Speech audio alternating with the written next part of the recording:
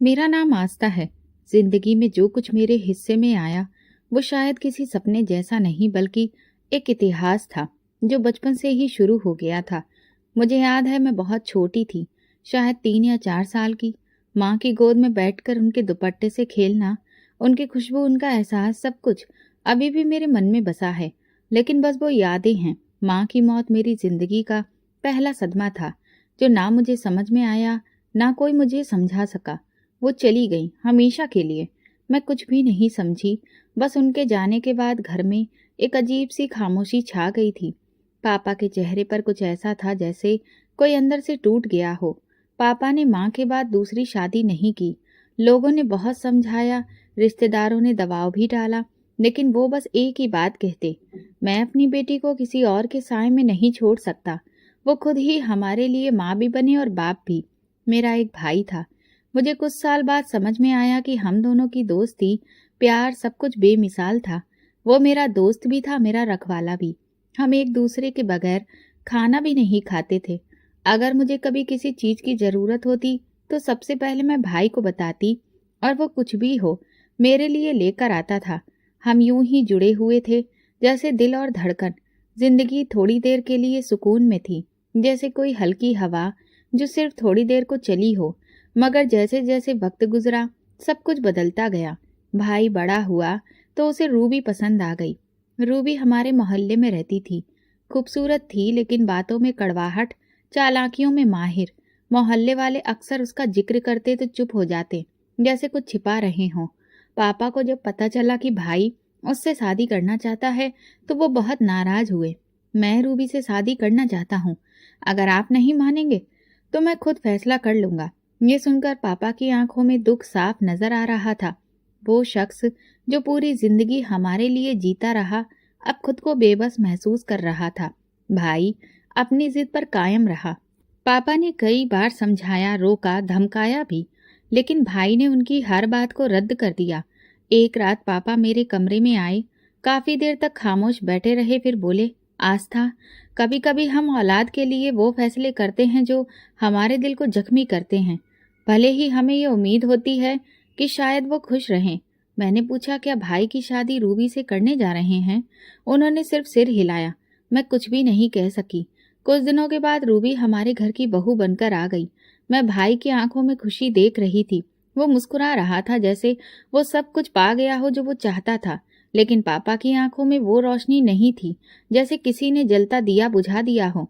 Ruby के आने के बाद सब कुछ बदलने लगा, मगर ये दूसरी कहानी है। उस वक्त इतना जानती थी कि पापा ने अपनी तकलीफें छुपाकर भाई की खुशी के आगे सिर झुका लिया था, और हम सब ने एक ऐसा मोड़ ले लिया जहां से वापसी बहुत मुश्किल थी। रूबी की शादी को अभी 2 दिन ही गुजरे थे कि घर की हवा जैसे किसी और ही दुनिया के जैसी हो गई थी। दरवाजे पर वही कदम जिन्होंने कभी चुपचाप इस दहलीज को पार किया था, अब हर वक्त अपनी मौजूदगी का ऐलान करते थे। मैंने कभी सोचा भी नहीं था कि एक शख्स का आना, एक रिश्ता बनना इस तरह से सब कुछ बदल देगा। सुबह होते ही रूबी का पहला जुमला होता, आस्था, ये चाय किसने बनाई है? दूध तो लगता है जैसे पानी की तरह हो। मैं नरमी से कहती, भाभी मैंने बनाई है, अगर आप कहें तो मैं दूसरी बना दूं। वो आंखें मटकाकर बोलती, नहीं, अब तो आदत डालनी पड़ेगी इसी जायके की। पापा ने शुरुआत से ही कोशिश की कि रूबी को ये घर अपना महसूस हो। उसके लिए अलग कमरा, नई अलमारी, खिड़कियों के पर्दे तक बदल दिए गए। लेकिन रूबी जैसे किसी और ही दुनिया की सोच लेकर आई थी। वो हर चीज में कमियां निकालती। एक दिन पापा ने खाने के वक्त कहा, बेटा रूबी, तुम बताओ क्या पसंद है तुम्हें? आस्था वही पकाएगी। रूबी ने नखरे से नाक सिकोड़ कर कहा, मुझे हर चीज में स्वाद चाहिए, यहाँ तो सब कुछ फीका लगता है। मैंने कोशिश की कि उसे समझूं कि वो शायद इस नए माहौल से घबरा गई हो, लेकिन जल्दी ही ये साफ हो गया कि वो माहौल को अपने मुताबिक मोड़ना चाहती थी। जब भाई घर आता तो वो सबके सामने ऐसे हंसती जैसे दुनिया की सबसे खुशहाल लड़की हो, लेकिन जैसे ही वो कमरे में जाता वो तुरंत बदल जाती। मुझे एक दिन किचन में चाय बनाते हुए सुनाई दिया। वो फोन पर अपनी सहेली से कह रही थी, यार ससुर जी तो बहुत सीधे हैं, लेकिन आस्था, इससे किसी भी तरह से जान छुड़ानी पड़ेगी, हर वक्त आंखों के सामने है। ये बात सुनकर मैं रुक गई। मेरे हाथ में चाय का चम्मच जैसे एक पल को ठहर गया। मैंने खुद को संभाला, कुछ भी नहीं कहा, बस कमरे में जाकर खामोशी से बैठ गई। भाई जब घर आता तो रूबी खूब हंसी मजाक करती, जैसे कि सब कुछ बहुत अच्छा चल रहा हो। उसके सामने कोई शिकायत नहीं करती। पापा ने भी खामोश रहना सीख लिया था। मैंने कई बार महसूस किया कि वो रूबी की कुछ बातों से दिल जख्मी कर लेते थे, मगर कुछ कहते नहीं थे। एक बार पापा के एक दोस्त घर पर आए। वो कहने लगे, आपकी बहू वाकई में बहुत ही अच्छी है। पापा ने सिर्फ इतना कहा, प्रार्थना करिए कि घर में सुकून भी कायम रहे। रूबी ने घर के अंदर छोटे छोटे ग्रुप बना लिए थे। नौकरानी से लेकर मोहल्ले की औरतों तक सबसे उसका अंदाज बिल्कुल अलग था, लेकिन मेरे साथ हमेशा एक दूरी, एक कड़वाहट के साथ पेश आती थी। एक दिन भाई के सामने वो कहने लगी, आस्था को काम करना सीखना चाहिए। ये कोई बच्ची थोड़ी है, हर काम आधा ही छोड़ देती है। भाई ने मुझे देखा, कुछ कहा नहीं और बाहर चला गया। मैंने उसी दिन सोचा कि शायद अब मेरे लिए यहाँ कोई बोलने वाला नहीं रहा। ये सब कुछ शायद एक ऐसा तूफान था जो धीरे धीरे सबको अपने लपेटे में ले रहा था, और शायद ये तो अभी बस शुरुआत थी। भाई की शादी के कुछ महीने बाद पापा ने एक दिन मुझसे कहा, आस्था, अब तुम भी अपने घर की हो जाओ। मेरी ख्वाहिश है कि मैं तुम्हें अपने हाथों से विदा कर दूं। मैंने उनकी आंखों में वो रोशनी देखी जो कुछ अरसे से बिल्कुल खो चुकी थी। मैंने सिर झुकाकर कहा, ठीक है पापा, जैसा आप सही समझे। अगले ही दिन पापा के पुराने दोस्त घर आए, जिनके साथ एक औरत भी थी। वो मेरे लिए रिश्ता लाए थे। लड़का पढ़ा लिखा है, कारोबार करता है और खानदान भी काफी अच्छा है। रूबी ने उस वक्त कुछ नहीं कहा, बस चुपचाप उन लोगों की तरफ देखती रही। लेकिन जब मेहमान चले गए तो पीछे से जाकर बोली, देखा, रिश्ता भी आपकी बेटी के लिए ऐसी जगह से आया है जहां लड़की की उम्र भी बड़ी है और उसकी जुबान भी कड़वी है। लेकिन खैर, सबकी अपनी अपनी किस्मत है। मैं खामोशी से अपने कमरे में चली गई। पापा ने मुझे तसल्ली दी, बेटा, मैंने पूरी जांच पड़ताल कर ली है, सब कुछ ठीक है। शादी की तैयारियां जल्दी ही शुरू हो गईं। भाई पापा मेरे लिए कपड़े, जेवर और सामान खरीद रहे थे। हर चीज वो खुद चेक करते, जैसे अपनी बेटी को नहीं, अपनी जिंदगी को विदा कर रहे हों। शादी का दिन आया। मैंने खुद को आईने में देखा। एक अजनबी सी लड़की नजर आई। मेरे अंदर एक अजीब सा सन्नाटा था, कोई जोश, कोई चमक नहीं। रूबी ने पर्दे के पीछे से कहा, चलो, नई जिंदगी की शुरुआत है, मुस्कुरा लो, सब लोग देख रहे हैं। विदाई के वक्त पापा की आंखें नम थीं। भाई ने मेरे सिर पर हाथ रखा, लेकिन सब कुछ ऐसा था जैसे कोई जबरदस्ती कर रहा हो, और मैं चुपचाप गाड़ी में बैठ गई। नए घर पहुंचते ही मुझे ये समझ आ गया कि ये जगह वो नहीं है जिसे मैं अपना कह सकूं। दरवाजे पर मेरी सास ने मेरा स्वागत तो किया, लेकिन चेहरे पर कोई अपनापन या खुशी नहीं थी। सिर्फ इतना कहा, आ गई हो, अब अपना काम खुद सीख लो, यहाँ कोई नौकर नहीं है। मैंने नजरें झुका ली। नंद ने बैग मेरे हाथ से लेते हुए कहा, ये क्या है? सिर्फ 3 सूटकेस? हमारे यहाँ तो बहुएं पूरे ट्रंक के साथ आती हैं। कमरा दिखाया गया जहाँ पति पहले से ही मौजूद नहीं था। रात को देर तक सबके लिए खाना, बर्तन सफाई में लगी रही। रूबी ने तो इतना सब कुछ घर में कभी किया ही नहीं किया था, और यहाँ सब कुछ बस मेरे हिस्से में ही था। रात को जब मैं कमरे में पहुंची तो वो इंसान सामने कुर्सी पर बैठा था जिससे मेरी शादी हुई थी। मैंने हल्की सी मुस्कान दी तो उसने बिना मेरी तरफ देखे कहा, देखो, मैं सीधी बात करता हूँ, ये शादी मेरे माँ बाप की ख्वाहिश थी, मेरी नहीं। तुम ये ना समझना कि मैं तुम्हें खुश रखने के लिए कुछ खास करने वाला हूँ। ये सुनकर मेरे पैरों तले से जमीन खिसक गई। मैंने धीरे से पूछा, तो फिर आपने शादी क्यों की? ताकि माँ बाप का मुंह बंद कर सकूं। उनका कहना था कि घर बसाना फर्ज है, इसीलिए कर ली। इससे ज्यादा मुझसे कोई उम्मीद मत रखना। उस रात मैं देर तक जागती रही, कमरे की दीवारों पर नजरें दौड़ाती रही। ऐसा लग रहा था जैसे मैं किसी कैद खाने में हूँ। अगले दिन सुबह सारे काम मेरी जिम्मेदारी पर लगा दिए गए। सास ने कहा, यहाँ कोई काम चोरी बर्दाश्त नहीं की जाएगी। जो भी हो, बहू हो या काम वाली, काम सबको करना होता है। नंद ने कपड़े मेरी तरफ उछालते हुए कहा, प्रेस कर दो, शाम को फंक्शन में जाना है। और हाँ, अपनी शक्ल भी ठीक कर लेना, ऐसे बुझे हुए चेहरे से घर मनहूस लगता है। किसी ने नहीं पूछा कि रात कैसी गुजरी, ना ये कि तबीयत कैसी है। सब बस आदेश देते थे। पति सुबह काम पर जाता, रात को देर से आता, और आता भी तो बस मोबाइल में बिजी रहता या फिर किसी दोस्त से बातों में मगन रहता। एक रात मैंने पूछा, खाने में क्या लाऊं?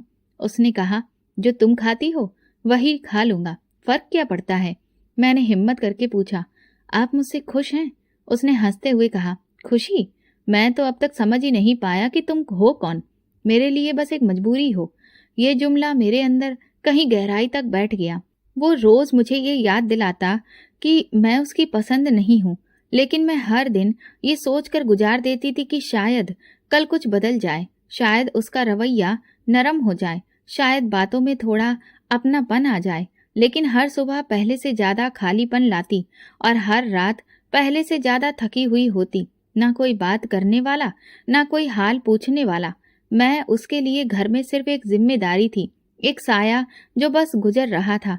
किस्मत ने पहली बार मेरे दरवाजे पर दस्तक दी थी, लेकिन इस बार वो मेहमान बनकर नहीं, फैसला सुनाकर आई थी।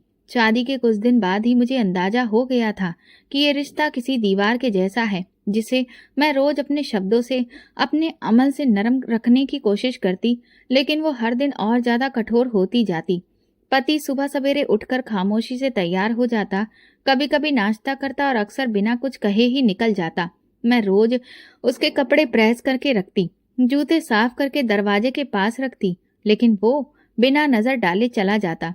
शाम को वापसी कभी 9 बजे, कभी 10 बजे, कभी उससे भी बाद में। पूछने पर कहता काम बढ़ गया है, शहर में आजकल भीड़ बहुत है। कई बार मैंने दरवाजे पर खड़े होकर इंतजार किया।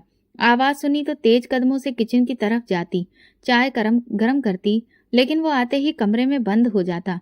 एक रात मैंने दरवाजा खटखटाया और धीरे से कहा, चाय ले आऊं? अंदर से आवाज आई, अब क्या फायदा, सोना है मुझे। एक दिन उसकी जेब से कागज गिरा।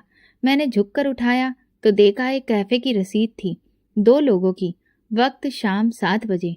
उसी दिन उसने कहा था, काम बहुत था, देर हो गई। मैंने कुछ नहीं कहा, बस वो रसीद छत की तरफ उड़ती हुई हवा के सुपुर्द कर दी। सास रोज एक नया ताना देती, शादी करके तुमने कौन सा नया तीर मार लिया, पति तो तुम्हें अपने मुंह भी नहीं लगाता। नंद रोज कपड़े, मोबाइल और दोस्तों में लगी रहती। मेरे लिए दिन सिर्फ काम, खामोशी और सवालों में गुजरते। एक रात मैंने पति का मोबाइल उठाया, चार्जिंग पर लगाना था। स्क्रीन पर किसी नेहा का मैसेज आया, कल का दिन बहुत अच्छा गुजरा, तुम जैसे इंसान बहुत ही कम मिलते हैं। मेरी उंगलियां बिल्कुल जम सी गई थी। मोबाइल भी वहीं रख दिया और खुद किचन में चली गई। अगले दिन नाश्ते में पराठे बनाए, सब्जी गरम की और चुपचाप टेबल पर रख दी। वो आया, निवाला बनाया और कहा, इसमें नमक कम है। पहले माँ के हाथ का खाना कुछ और ही होता था। मैंने सिर्फ इतना कहा, आगे से ख्याल रखूंगी। कई दिन बाद उसे हल्का बुखार हुआ। मैं सारी रात उसके पास बैठी रही, ठंडी पट्टियां रखती रही। सुबह उसने आंख खोली, मुझे देखा, फिर दूसरी तरफ मुंह मोड़कर कहा, दवाई वक्त पर दे देना।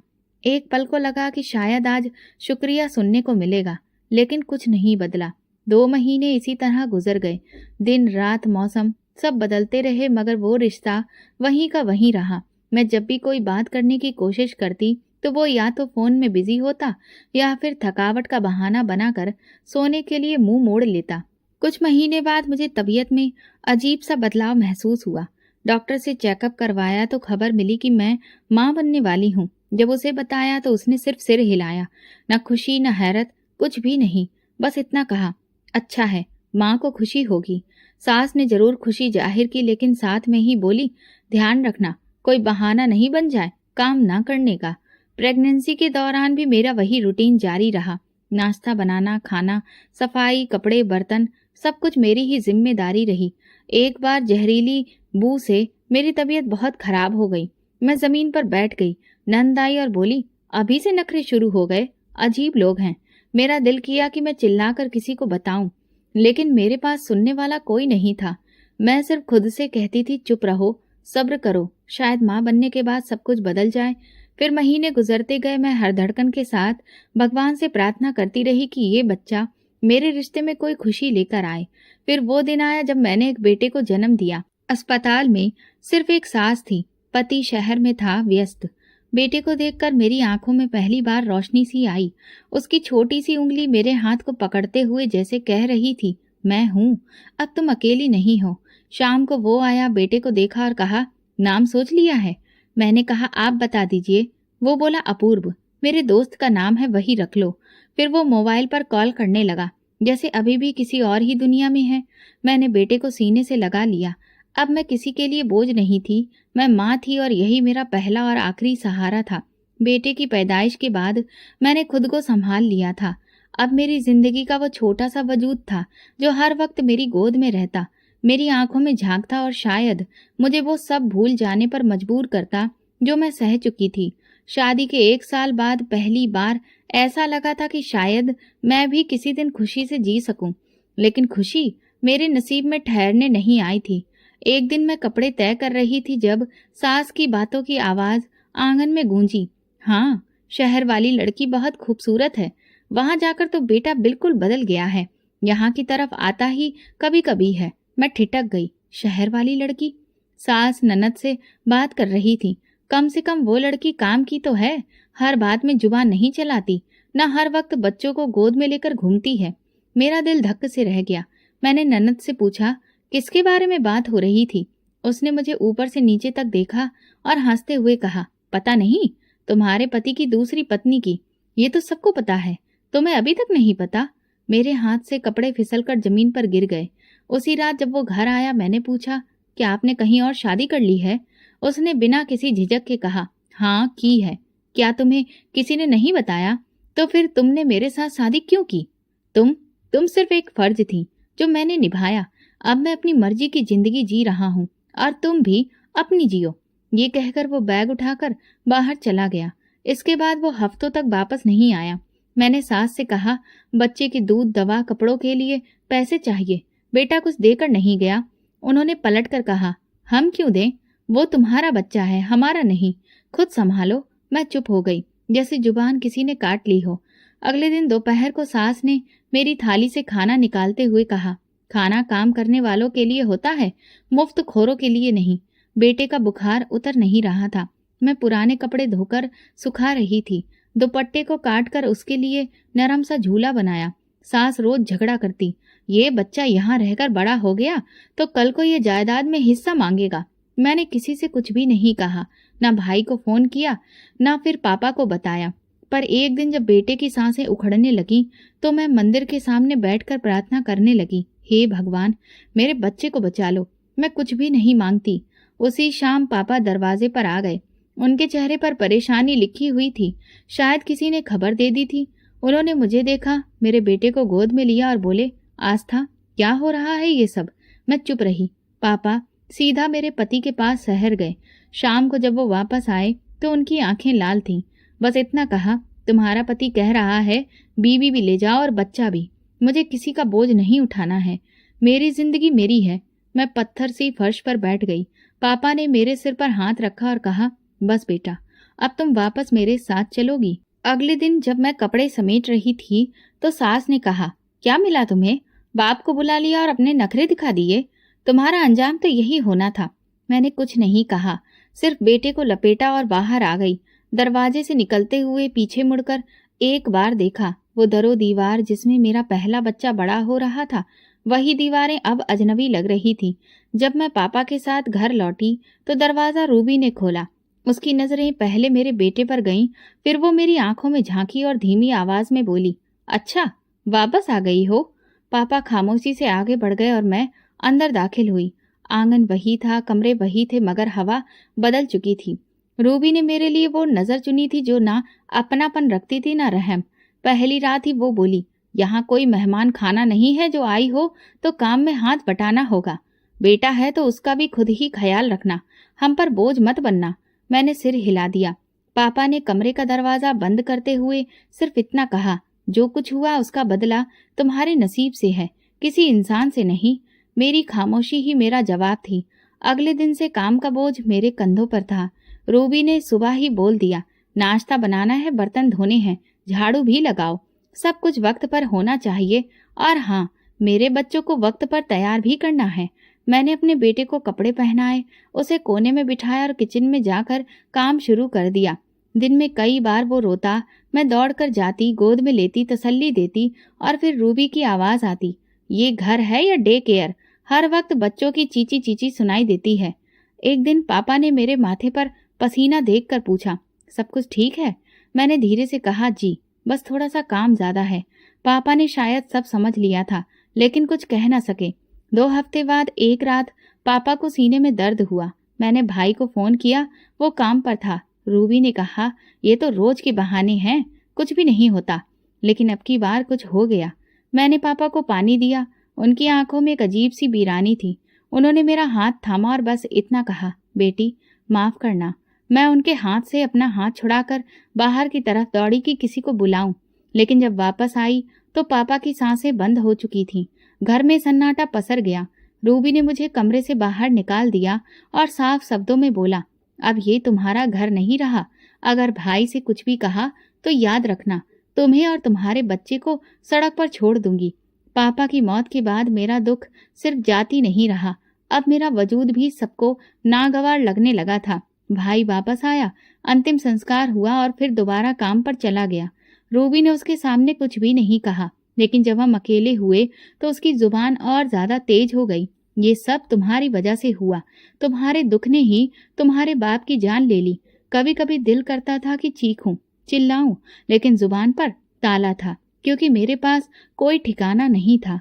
अब घर में हर दिन जहर था। रूबी सुबह लड़ती, शाम को ताना मारती, बेटे के लिए खाने को मांगती तो बोलती, यहाँ भंडारा नहीं बट रहा, अपने पैसे लाओ फिर कुछ मिलेगा। मैंने कपड़े सिलकर पुराने दुपट्टे रफू करके बेटे के लिए छोटे छोटे रूमाल बनाए। जब सर्दी आई तो उसके शरीर पर गर्म कपड़े नहीं थे। मैंने भाई के बच्चों की पुरानी जैकेट से उसके लिए कमीज काट कर बनाई। एक दिन बेटा बुखार में तप रहा था। मैंने रूबी से कहा, भाई से दवाई के लिए कुछ कह दो।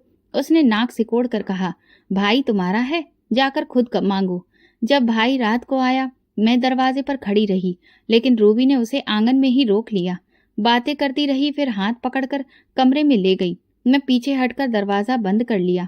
बेटे की आंखों में आंसू थे और मेरे अंदर खालीपन, जिसमें बस खामोशी गूंज रही थी। सुबह का वक्त था, किचन से बर्तनों की आवाज आ रही थी। रूबी के बच्चे किचन के दरवाजे पर खड़े हंसी मजाक कर रहे थे और मेरा बेटा पीछे कोने में बैठा रोटी की खुशबू सूंघ रहा था। 2 दिन हो चुके थे जब से रूबी ने मेरे लिए बाकायदा खाने का बर्तन देना बंद कर दिया था। कभी कहती, हमारे लिए ही कम पड़ जाता है, तुम्हारे लिए कहाँ से दूं। कभी बोलती, काम के बदले रोटी मिलती है, अब तुम काम भी ठीक से नहीं करती। उस दिन नाश्ता बन रहा था। मैंने हिम्मत की, धीरे से रूबी के पास जाकर कहा, भाभी बच्चे को बुखार है, कुछ खा लेगा तो दवा असर करेगी, थोड़ा सा खाना दे दीजिए। रूबी ने चम्मच पतीले में मारते हुए कहा, मेरे बच्चे भी बुखार में रहे हैं, लेकिन कभी किसी से मांग कर नहीं खिलाया। खुद सोचो, जब तुम्हारा कुछ भी नहीं है तो फिर यहाँ क्यों बैठी हो। मैंने हाथ जोड़ दिए, सिर्फ थोड़ा सा खाना, मैं कल तक कुछ इंतजाम कर लूंगी। उसने धीरे से कहा, कल? वो दिन कब आएगा जब तुम्हें अपना जमीर याद आएगा। तुम तो यहाँ सिर्फ टिकने के लिए आई हो। मैंने झुककर बर्तन लिया, बचा कुचा खाना एक प्लेट में लिया और बेटे के सामने बर्तन रख दिया। उसने जल्दी से निवाला मुंह में रखा, लेकिन तेज मिर्च से आंखों में आंसू आने लगे। मैंने पानी का गिलास थमाया और उसके सर पर हाथ फेरा। बस बेटा, कुछ दिन की बात है, फिर माँ कुछ करेगी। उसी रात जब सब सो गए, मैं भाई के कमरे के बाहर बैठकर इंतजार करने लगी। जब वो आया तो मैंने हिचकिचाते हुए कहा, भाई एक बात करनी है। उसने उलझन से देखा, क्या हुआ? मैं कोई नौकरी करना चाहती हूँ, छोटा मोटा सिलाई का काम या किसी के घर का काम। उसने एक लम्हे को मुझे देखा, फिर कहने लगा, रूबी क्या कहेगी, लोग क्या बोलेंगे। इतने में रूबी आ गई। उसने बात सुन ली थी। नौकरी? क्या इज्जत रह जाएगी हमारी? लोग कहेंगे अपनी बहन को नौकरानी बना दिया। और फिर ऐसी औरतें जब बाहर जाती हैं तो और बहुत कुछ करके आती हैं। मैंने हैरानी से रूबी की तरफ देखा। मैं सिर्फ रोटी के लिए बाहर निकलना चाहती हूँ। वो आगे बढ़ी, रोटी चाहिए तो घर के काम करो, जुबान मत चलाओ, अपने भाई को बदनाम मत करो। भाई ने आंखें चुरा ली। अगर कोई चीज चाहिए हो तो मुझे बता देना। अगले दिन नाश्ते के समय कोई बात नहीं हुई। मैंने आंगन में झाड़ू देते हुए भाई के बच्चों को स्कूल जाते देखा। उनके लंच बॉक्स चमक रहे थे। पीछे मेरा बेटा टूटी हुई चप्पल में मिट्टी से खेल रहा था। दोपहर को जब बच्चे स्कूल से वापस आए, उनकी प्लेटों से बचा हुआ खाना मैंने चुपके से इकट्ठा किया। कुछ सब्जी, 2 रोटी के टुकड़े बेटे को ले जाकर चोरी से कमरे में बिठाया और निवाला उसके मुंह में रखा। वो धीरे से बोला, माँ पापा हमें कब लेने आएंगे? मेरे हाथ कांप गए। मैंने उसके बाल सहलाते हुए कहा, नहीं बेटा, हमें खुद ही कुछ बनना होगा। उसी दिन शाम को भाई ने मुझे 200 रुपए दिए, ये रख लो। बच्चे के लिए दवा आ जाएगी। रूबी ने उसके जाते ही नोट मेरे हाथ से छीन लिया। 200 रुपए में क्या होता है? अच्छा है कि अपने भाई को ही दे देती। तुम्हें इन पैसों की क्या जरूरत है? मैं चुपचाप कमरे में लौट आई। उस दिन घर में अजीब सा सुकून था। रूबी सुबह से ही किसी काम में लगी हुई थी, ज्यादा बोल भी नहीं रही थी। मैंने रूटीन के मुताबिक सारे काम खत्म किए और बेटे को लेकर कमरे में आ गई। कमरे की खिड़की से बाहर झांका तो भाई मोटरसाइकिल से उतरते हुए नजर आया। उसके हाथ में एक लिफाफा था। जैसे ही वो अंदर दाखिल हुआ, सीधा रूबी के पास गया। ये 2 लाख रुपए हैं, गाड़ी की किस्त देनी है कल, अभी तुम संभाल लो, सुबह मुझे दे देना।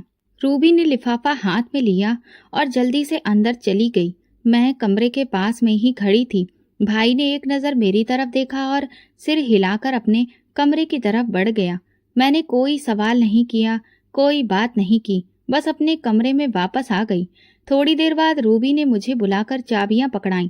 मैं मायके जा रही हूँ, तुम घर का ख्याल रखना, और हाँ, ऊपर वाले कमरे में किसी को जाने मत देना। मैंने चाबियां ली और आंगन में झाड़ू लगाने लगी। बेटा साथ में ही बैठा मिट्टी से खेल रहा था। घर में कुछ वक्त के लिए सुकून सा महसूस हुआ। शाम के वक्त रूबी वापस लौटी और आते ही चिल्लाने लगी, मेरे पैसे कहाँ गए? मैं हैरान होकर बाहर निकली। वो सीधा भाई के पास गई, जो अभी अभी घर आया था। 2 लाख रुपए जो सुबह तुमने मुझे दिए थे, लॉकर से गायब हैं। चाबियां किसको दी थी? भाई ने तुरंत मेरी तरफ देखा। आस्था, चाबियां तुम्हारे पास थी ना? कोई आया था घर में? मैंने तुरंत जवाब दिया, नहीं भाई, कोई नहीं आया, और मैंने ताला बिल्कुल वैसा ही छोड़ा जैसा रूबी भाभी ने बंद किया था। रूबी चीखने लगी, झूठ बोल रही है, यही चोर है, इसने चाबियां लेकर लॉकर खोला और पैसे निकाले। भाई ने कड़क लहजे में कहा, आस्था, ये इल्जाम बहुत बड़ा है, अगर तुमने कुछ नहीं किया तो पैसे कहाँ गए? मैं रोते हुए बोली, भाई, भगवान की कसम मैंने कुछ भी नहीं किया। मुझे तो ये भी नहीं पता कि लॉकर कहाँ पर रखा है। आपको मुझ पर भरोसा नहीं है? रूबी ने बढ़कर कहा, छोटे मोटे हाथ तो पहले भी साफ किए होंगे, अब बड़ी रकम देखकर दिल काबू में नहीं रहा। मैंने कहा, मेरा बेटा भी आपके ही घर में है, मैं ऐसा कैसे कर सकती हूँ? भाई एक पल के लिए चुप रहा, फिर बोला, मुझे तुम्हारे कमरे की तलाशी लेनी होगी। अगर तुमने कुछ नहीं किया है तो कोई दिक्कत नहीं होनी चाहिए। मैं सन्न रह गई। तलाशी? भाई, मेरे कमरे में क्या है? लेकिन ठीक है, जो देखना है देख लीजिए। वो मेरे साथ कमरे में आया। रूबी ने दरवाजा पूरी ताकत से खोला और तुरंत बिस्तर की चादरें उलट पलट करना शुरू कर दी। मेरी पुरानी शॉल, बेटे के कपड़े, सब चीजें एक एक करके बाहर निकाली गईं। फिर भाई ने बेटे का बिस्तर उठाया, जिसके नीचे पुरानी दरी बिछी थी। अचानक एक लिफाफा दिखाई दिया, वही लिफाफा जिस पर बैंक की मोहर बनी हुई थी। भाई ने वो लिफाफा उठाया, खोला, अंदर वही 2 लाख रुपए थे। रूबी चिल्ला उठी, ये देखा, यही चोर है, अपने बच्चे के बिस्तर में छुपा कर रखे थे। मेरे पैरों तले से जमीन खिसक गई। नहीं नहीं भैया, ये मेरा नहीं है, ये पैसे यहाँ कैसे आए? ये किसी ने यहाँ रखे हैं। भाई की आंखों में गुस्सा भर आया। उसने मेरे बेटे को बाजू से पकड़ा और झटके से खींचा, और ये भी चोर है, माँ जैसी औलाद। मैं चीख पड़ी, नहीं भाई, मत मारो इसे, ये तो अभी सिर्फ 5 साल का है, उसे तो कुछ भी नहीं पता। मैं दौड़कर आगे बढ़ी, बेटे को अपनी बाहों में छुपा लिया। आप जो चाहें सजा दे दीजिए, लेकिन मेरे बेटे पर हाथ ना उठाइए। भाई ने मुझ पर उंगली उठाते हुए कहा, मुझे लगता था कि तुम मजलूम हो, लेकिन तुम अंदर से गंदी हो। रूबी ठीक कहती थी, तुम ही हो जो हमारे घर की इज्जत खा रही हो। रूबी ने आगे बढ़कर कहा, अब फैसला कर लीजिए, अगर ये रही तो फिर मैं नहीं रहूंगी। ये औरत अब यहाँ 1 मिनट भी मुझे बर्दाश्त नहीं। मैं खामोश हो गई, लेकिन मेरी आंखों में अब आंसू नहीं थे। मैं सिर्फ अपने बेटे को देख रही थी, जिसके मुलायम गाल लाल हो चुके थे और आंखों में डर बैठ चुका था। भाई ने मेरा बाजू पकड़ा, दरवाजे तक घसीटा और धक्का देकर बाहर निकाल दिया। निकल जाओ यहाँ से, हमने तुम्हें सहारा दिया और तुमने घर में ही हाथ साफ कर दिया। मैं दरवाजे पर गिरी, बेटा मेरे साथ था। बारिश शुरू हो चुकी थी। मैंने दुपट्टा अपने बच्चे पर डाला, खुद को उठाकर संभाला और मंदिर के दरवाजे की तरफ चल पड़ी। मुझे नहीं पता था कि कहाँ जाना है, लेकिन इतना जानती थी कि जहाँ झूठ सच से ज्यादा ताकतवर हो, वहां रहना जुर्म है। और आज मेरे हिस्से में सिर्फ एक शब्द आया था, चोर। बारिश की बूंदें मेरे चेहरे पर पड़ रही थी और मेरे बेटे का हाथ मेरी उंगली में सख्ती से बंधा हुआ था। मंदिर के दरवाजे पर बैठते हुए मैंने उसे अपने दुपट्टे में लपेटा। रात गहरी होती जा रही थी, लेकिन मेरे अंदर की बेचैनी हर घड़ी के साथ और ज्यादा जागती जा रही थी। कुछ देर बाद मैंने अपने बेटे के चेहरे पर हाथ फेरा। उसके गाल अभी तक लाल थे, वही गाल जिन पर मेरे भाई ने थप्पड़ मारा था। मुझे वो नजारा पल पल याद आ रहा था। उसकी आवाज, रूबी का चीखना, वो गुस्से से कांपता हुआ लम्हा जब सब कुछ बिखर गया। यही परवरिश है तुम्हारी? माँ बेटा चोर, दोनों का किरदार एक जैसा। भाई का वो जुमला अभी भी मेरे कानों में गूंज रहा था। मैं उस लम्हे कुछ भी नहीं कह सकी थी, सिर्फ अपने बेटे को छुपाती रही जो हिचकियों के साथ रो रहा था। उसके बाद जो कुछ भी हुआ वो और भी तल्ख था। मैं भाई के कदमों में बैठकर प्रार्थना करने लगी, मुझे निकाल दो, जो कुछ भी करना है करो, लेकिन मेरे बेटे पर हाथ मत उठाओ। वो मासूम है, उसे नहीं पता कि पैसे कहाँ से आए। मैं खुद हैरान हूँ। रूबी तुरंत बोली, देखो तो कैसे ड्रामा कर रही हो। तुम्हारा 5 साल का बच्चा होकर भी इतना चालाक है कि पैसे बिस्तर के नीचे छुपा दिए। झूठ बोलना बंद करो आस्था, हम पागल नहीं हैं। मैंने भाई की तरफ देखा। एक बार मेरी बात सुन लो, मैं ये सब नहीं कर सकती। मैंने कभी हाथ नहीं फैलाया, कभी गलती नहीं की। आपको मुझ पर भरोसा नहीं? भाई ने दरवाजे की तरफ इशारा करते हुए कहा, बस करो आस्था, अब इस घर में तुम्हारी कोई जगह नहीं। ये फैसला आखिरी है। मैं चुपचाप अपना दुपट्टा ठीक किया, बेटे को बाजू से लगाया और आंगन से निकल आई। लेकिन दिल में एक आखिरी उम्मीद बाकी थी कि शायद भाई रोक ले, शायद वो कहे ठहरो। मगर दरवाजा पीछे से बंद हो चुका था। जब मैं मंदिर के बाहर बैठी थी तभी एक बुजुर्ग आए, जिन्होंने मुझे सवालिया नजरों से देखा। बेटी, यहाँ क्यों बैठी हो इस वक्त? मैं सर झुकाकर जवाब दिया, बस पनाह की तलाश में। उन्होंने कुछ लम्हे सोचा, फिर बोले, मेरे साथ चलो, रात तुम और तुम्हारा बच्चा मेरे घर में गुजार लो, भगवान सब ठीक करेगा। मैं शुक्रगुजार नजरों से उनकी तरफ देखने लगी। जैसा आप कहें बाबा जी। उनके साथ एक छोटे से घर में पहुंची। उन्होंने हल्की सी रोशनी जलाकर एक कंबल मेरे बेटे को दिया और मुझे एक कप चाय दी। लो, तुम्हारे कांपते हाथ कुछ देर के लिए ठहर जाएंगे। रात का वो वक्त जैसे जिंदगी की पहली सांस बन गया। मैंने भगवान से प्रार्थना करनी शुरू कर दी। दिल में बस यही था, लेकिन दिमाग में वो नजारा बार बार घूमता रहा। बेटे को मारते वक्त भाई की आंखों में कोई भी नरमी नहीं थी। मैंने देखा था वो पल जब उसने अपना हाथ उठाया और मेरे बेटे का चेहरा पीछे को लुढ़क गया। वो सिर्फ शारीरिक तकलीफ नहीं थी, वो मेरे मजबूर माँ होने पर वार था। इससे पहले रूबी ने जब भी कुछ कहा मैं चुपचाप रही। जब भी भाई ने नजरअंदाज किया मैंने बर्दाश्त किया, लेकिन आज जब बेटे पर हाथ उठा मेरी जुबान ने चीखना सीख लिया था। ये मेरा बच्चा है, आपको कोई अधिकार नहीं इसे मारने का। क्या यही इंसाफ है? रूबी ने पीछे से कहा, देखो अब यह हमें धमकियां दे रही है। मैंने कहा, सच को धमकी नहीं कहते। और शायद यही लम्हा था जिसने भाई का दिल और ज्यादा कठोर कर दिया। उसने वो दरवाजा हमेशा के लिए बंद कर दिया जिसे मैंने कभी अपना माना था। अब मैं किसी और जगह बैठी थी। बेटे की सांस थोड़ी ठीक हो चुकी थी। मैंने उसके माथे पर हाथ रखा और आसमान की तरफ देखा। मैंने कभी किसी का हक नहीं मारा, जो भी था अपनी कोशिश पर था। हे भगवान, अगर मैं सच्ची हूँ तो मुझे कहीं न कहीं जगह जरूर देगा। बुजुर्ग ने दरवाजा बंद करते हुए कहा, बेटी रात आराम से गुजारो, सुबह भगवान कोई ना कोई रास्ता खोल देगा। मैंने सर हिलाया और दिल में बस यही सोचा था। जिस घर से मैं निकल गई शायद वही मेरा सबसे पहला इम्तिहान था, लेकिन जिस मासूम चेहरे को मेरी गोद में पनाह मिली वही अब मेरा असली इम्तिहान था। और अब मैं किसी कीमत पर हार मानने वाली नहीं थी। रात गुजर चुकी थी, आसमान पर हल्का उजाला छाने लगा, लेकिन मेरे अंदर अंधेरा बाकी था। मैं मंदिर के दरवाजे के साथ बने छोटे से बरामदे में बेटे को लपेट कर बैठी थी। हवा में ठंडक बढ़ चुकी थी। बेटे ने करवट बदली, उसका जुकाम बह रहा था। मैंने अपने दुपट्टे के कोने को उसकी नाक पर रखा और धीरे से उसके माथे को चूम लिया। तभी दरवाजा खुला। वही बुजुर्ग जो रात को मुझे अपने साथ लाए थे बाहर आए।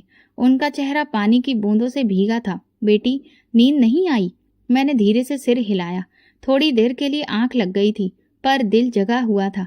बाबा जी ने बैठते हुए कहा, भगवान दिल वालों की आवाज सुनता है। तुम्हें तो बस एक बार सच्चे दिल से उन्हें पुकारना है। मैंने सवालिया अंदाज में देखा। पुकारूं, लेकिन कैसे? शब्द ही नहीं निकलते, सिर्फ अब आहें हैं। बाबा जी ने मुझसे कहा, राम का नाम जपती रहो, वो खुद ही सब कुछ ठीक करेगा। बेटे का चेहरा नल के पानी से धोया, कपड़ों को धूप में सुखाया और दोपहर को मंदिर में जो खाना मिला उसमें से आधी रोटी उसे खिला दी। वो कमजोर था, लेकिन हर निवाले के बाद मेरी तरफ देखता और मुस्कुराता। वही मुस्कुराहट मेरे लिए हिम्मत बन चुकी थी। शाम को आरती के बाद बाबा जी ने मुझे अंदर बुलाया। ये कमरा आज से तुम्हारा है, यहाँ बैठकर जो दिल में है भगवान से कह दो। मैंने कमरे की सफाई की, बेटे को गर्म चादर में लपेटकर उसे पास में लिटाया और रामायण उठा ली। पहली बार आंखों से आंसू गिरे। मेरी आवाज तेज नहीं थी, पर दिल पूरी शिद्दत से बोल रहा था। आंखों से आंसू रुक नहीं रहे थे। रात आधी गुजर गई। बेटे का शरीर थोड़ा गर्म महसूस हुआ। मैंने उसे पानी पिलाया और वापस बैठ गई। अब सिर्फ होंठ हिल रहे थे और दिल में एक उम्मीद थी। सुबह हुई तो दरवाजे पर शोर महसूस हुआ। बाबा जी जल्दी से बाहर निकले। मैं भी पर्दा हटाकर देखने लगी तो सामने भाई खड़ा था, बेहाल, आंखों में डर, चेहरे पर पसीना, हाथ कांप रहे थे। बाबा जी, मेरी बहन आस्था कहाँ है? बाबा जी ने इशारा किया। ये रही सामने। भाई दौड़कर मेरी तरफ आया, मेरे कदमों में बैठ गया। आस्था, मेरा बेटा, वो। मैं दंग रह गई। क्या हुआ भाई? उसकी आवाज कांप रही थी। रात को अचानक उसके शरीर में झटके शुरू हो गए। उसकी आंखें पलट गईं, सांस फूलने लगी। हम उसे अस्पताल लेकर गए। डॉक्टर ने कहा कि कुछ भी समझ में नहीं आ रहा। 2 बार उसका दिल बंद हो गया। अब सिर्फ दुआ बाकी है। रूबी रोती जा रही है, बस तुम्हारा नाम ले रही है, कह रही है कि तुमने बद्दुआ दी है। मैंने हैरानी से देखा। मैंने तो सिर्फ राम का नाम लिया था भाई, और प्रार्थना की है, बस प्रार्थना। भाई ने मेरे कदमों में सिर रख दिया। बस एक बार चलो, एक नजर बेटे को देख लो, शायद तुम्हारे सामने आ जाने से वो ठीक हो जाए। मैंने अपने बेटे को संभालते हुए बाबा जी की तरफ देखा। बाबा जी, क्या मैं जा सकती हूँ? उन्होंने हाथ उठाकर कहा, जा बेटी, भगवान का फैसला आ गया है, जा। वहां भी वही भगवान है। मैं भाई के साथ अस्पताल की तरफ निकल पड़ी। रास्ते भर वो बस यही कहता रहा, मुझे माफ कर दो आस्था, जो कुछ भी हुआ। मैं खामोश रही। अस्पताल पहुंची तो रूबी वहीं जमीन पर बैठी थी, चेहरा आंसुओं से भीगा हुआ था। मुझे देखते ही दौड़ी, मुझे माफ कर दो, सब मेरी वजह से हुआ। वो पैसे मैंने खुद ही छुपाए थे ताकि तुम पर इल्जाम लगे। बस तुम्हें उस घर से निकालना चाहती थी, लेकिन भगवान ने मुझे सच दिखा दिया। मैंने कुछ नहीं कहा, बस उसके पास बैठ गई। सामने शीशे के कमरे में भाई का बेटा बेहोश लेटा था, मशीनों से जुड़ा हुआ, चेहरे पर ऑक्सीजन मास्क। मैंने शीशा छुआ, हे भगवान। तभी डॉक्टर आया। आंखें झुकाए, हमें माफ कर दीजिए, दिल ने जवाब दे दिया है। रूबी चीख पड़ी, भाई जमीन पर गिर गया। मैंने शीशे के पार देखा और दिल में कुछ अजीब सा महसूस हुआ। ना मैंने बद्दुआ दी थी, ना किसी से बदला लिया, लेकिन भगवान ने मेरा सच सब पर जाहिर कर दिया था। रात से जो भगवान का नाम लिया था वो सिर्फ मेरे लिए नहीं, इंसाफ के लिए था, और वो पूरा हो चुका था। अस्पताल की हवा में एक अजीब सा बोझ था। दीवारों पर खामोशी लटकी हुई थी। कमरे के बाहर सिर्फ सिसकियां गूंज रही थीं।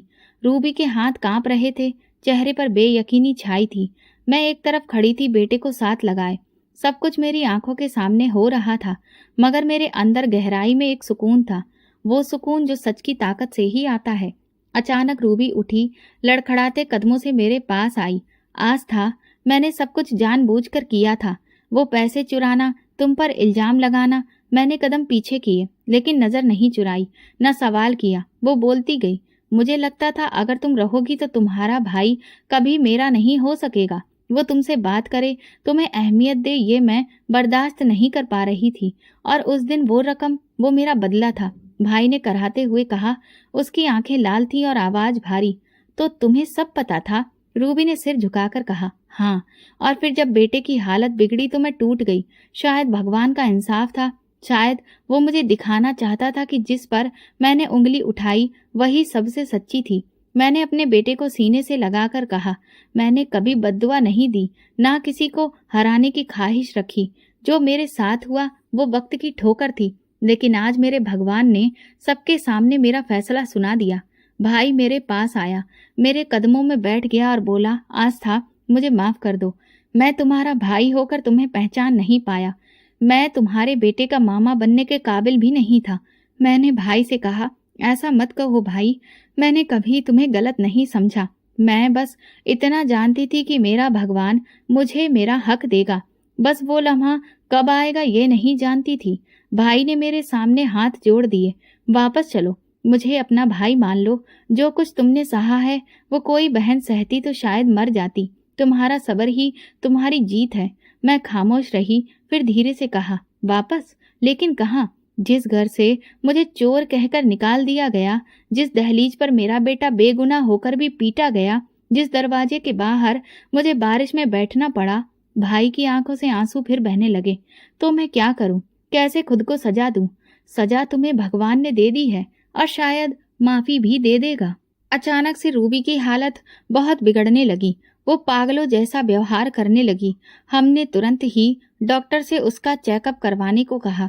शाम को जब डॉक्टर ने हमें कैबिन में बुलाया तो देखा कि रूबी बेहाल पड़ी थी। वो जैसे किसी शून्य में देख रही थी। डॉक्टर ने कहा कि ये शॉक की हालत में है, बोलती नहीं है, बस कहीं खोई हुई हैं। भाई उसके पास जाकर उसका हाथ पकड़कर बोला, रूबी मैं हूँ, तुम्हारा पति, सुनो, कुछ तो बोलो। रूबी ने उसकी तरफ देखा और धीरे से कहा, मैंने सबको सब कुछ दिया, वो प्यार, वो बच्चा, सब कुछ, सब झूठ था। अब मैं कुछ नहीं हूँ। फिर वो उठकर दीवार की तरफ देखने लगी और धीरे धीरे हंसने लगी, ऐसी हंसी जो चीख से भी ज्यादा खौफनाक थी। भाई घबराकर पीछे हट गया। डॉक्टर तुरंत अंदर आए और कहने लगे, ये हालत हो सकता है वक्त के साथ ठीक हो जाए या फिर कभी ना हो, कुछ कहना मुश्किल है। भाई मेरे पास आकर बैठ गया। उसकी आवाज दब चुकी थी। आस्था, अगर तुम आज नहीं होती तो शायद मैं खुद को ही मिटा देता। तुमने मुझे बचा लिया, अपने सब्र, अपनी सच्चाई से। इसके बाद दिन गुजरते गए। रूबी को मानसिक चिकित्सालय में भर्ती करा दिया गया। उसी दिन के बाद से भाई ने फैसला कर लिया मेरे बेटे को अपना बेटा बनाने का। उसने स्कूल में मेरे बेटे का एडमिशन करवाया, यूनिफॉर्म, बैग, कॉपियां, किताबें सब दिलवाई और फिर एक दिन खुद मेरे पास आकर बोला, आस्था, अब तुम सिर्फ माँ नहीं हो, तुम अपने बेटे को वो मुकाम दोगी जो वो कभी नहीं पा सका। हर दिन, हर महीने हालात बेहतर होते गए। क्या मैंने भाई के घर में रहना कबूल नहीं किया था? हाँ, पर वो रोज आता था, राशन लाता, बेटे को लेकर खेलने जाता, स्कूल से लेने जाता और हर बार यही कहता, ये मेरा बेटा है। सालों के बाद मैंने खुद को आईने में देखा। चेहरे पर थकान तो थी लेकिन आंखों में रोशनी भी थी। भाई ने एक दिन कहा, तुमने सब कुछ खोकर भी खुद को नहीं खोया। तुम वही आस्था हो जिस पर हमें नाज था। अब ना तो रूबी की साजिशें बाकी थी, ना भाई का शक, ना कोई इल्जाम, ना कोई ताना। अब सिर्फ एक नई शुरुआत थी, एक जिंदगी जो मेरे सब्र से लिखी गई थी, एक सच जो मेरे भगवान की वजह से बुलंद हुआ, और एक बेटा जो मेरी हार नहीं, मेरी सबसे बड़ी जीत बन चुका था। एक दिन मैं मंदिर में प्रसाद चढ़ाने गई, तभी अचानक किसी के रोने की आवाज कानों में पड़ी। ये सचमुच किसी के रोने की ही आवाज थी। न जाने क्या हुआ कि मेरे कदम खुद ब खुद उसकी तरफ खिंचे चले गए। जब मैंने उसके कंधे पर हाथ रखा और उसने सिर उठाया तो मैं दंग रह गई, क्योंकि वो और कोई नहीं, मेरा पति था। उसकी हालत बिगड़ी हुई लग रही थी, सूखा चेहरा, लाल आंखें, बिखरे हुए बाल। मैंने उसे देखा ही था कि तुरंत अपने कदम पीछे किए और मुड़ने लगी, लेकिन उसने मुझे रोक लिया। मेरे साथ मेरा बेटा था। वो बोला, ये मेरा बेटा है ना? और अचानक उसे गले लगाने लगा। मैंने अपूर्व को पीछे खींच लिया और कहा, नहीं, ये तुम्हारा बेटा नहीं, ये सिर्फ मेरा बेटा है। वो हाथ जोड़कर माफी मांगने लगा। मुझे माफ कर दो आस्था, मैंने तुम्हारे साथ जो किया उसी की सजा आज मैं भुगत रहा हूँ। मैंने तुम्हारे साथ धोखा किया था और अब मैं खुद एक धोखे के साथ जी रहा हूँ। मैंने कहा, क्यों? तुम तो वही जिंदगी जी रहे थे ना जो तुम जीना चाहते थे, अब रोना किस बात का है? वो बोला, किसी की जिंदगी बर्बाद करके भला कौन चैन से जी पाया है? ये बात मुझे बहुत देर से समझ आई। मैंने तुम्हें छोड़कर जिस शहर की लड़की से शादी की वो बहुत बड़ी धोखेबाज निकली, एक नंबर की लालची। जब उसका मुझसे मन भर गया तो उसने अपने बॉस को फंसा लिया, लेकिन मुझे भी नहीं छोड़ा। धोखे से मेरी सारी प्रॉपर्टी अपने नाम पर करवा ली और मेरी माँ बहनों को फुल टाइम नौकरानी बना लिया। जब मैंने विरोध किया तो उसने धमकी दी कि मेरे खिलाफ बोलोगे तो झूठा महिला उत्पीड़न का केस लगाकर जेल भिजवा दूंगी। तुम्हारी माँ बहनों के पास तो इतना पैसा भी नहीं कि वकील कर सकें। ये सब सुनकर हमारी हिम्मत ही टूट गई। माँ ने कहा, बेटा, सब कुछ तो खो चुकी हूँ, तुझे नहीं खोना चाहती, तू ही मेरा आखिरी सहारा है। पर वो इतनी जालिम निकली कि उसने मेरी माँ बहनों से दिन रात काम कराकर उनकी हालत खराब कर दी। वो मेरी आंखों के सामने ही तैयार होकर अपने बॉस के साथ घूमने निकल जाती और मैं बस तमाशा देखता रहता। मैंने जो बोया वही काट रहा हूँ। इंसान अपने कर्मों की सजा इसी जन्म में भुगतता है। आज मैं बे औलाद हूँ क्योंकि मैंने ही अपनी पहली औलाद की कदर नहीं की। वो गिड़गिड़ाकर बोला, सिर्फ एक बार मुझे अपने बेटे को गले लगा लेने दो। पहले तो मुझे उस पर तरस आया, पर तभी याद आ गया जब उसने बेरहमी और गुरूर से मुझसे मेरे बेटे समेत धक्के देकर घर से निकाला था। उसे ये भी ख्याल नहीं आया कि बच्चा भूखा प्यासा कैसा रहेगा। मैंने सख्ती से कहा, आज के बाद मेरे बेटे के आसपास भी मत भटकना। तुम पिता के नाम पर एक कलंक हो। तुम्हारा गंदा साया भी मैं अपने बेटे पर पड़ने नहीं देना चाहती। वो फिर माफी मांगने लगा। कम से कम मुझे माफ कर दो, शायद मेरी जिंदगी में थोड़ा सुकून आ जाए। मैंने जवाब दिया, माफी चाहिए तो भगवान से मांगो, मुझसे नहीं। ये कहकर मैं वहां से लौट आई, मगर मुझे भगवान के इंसाफ पर पूरा भरोसा था। सब्र, सच और खामोशी प्रार्थना में वो ताकत होती है जो वक्त आने पर हर इंसान को उसके कर्म का फल लौटा देती है। तो दोस्तों, अगर आपको हमारी कहानी पसंद आई हो तो कमेंट करके जरूर बताएं। वीडियो को लाइक करें और ज्यादा से ज्यादा शेयर करें। अगर आप चैनल पर नए हैं तो सब्सक्राइब जरूर करें और नोटिफिकेशन बेल दबाएं ताकि अगली अपडेट सबसे पहले आपको मिले। धन्यवाद।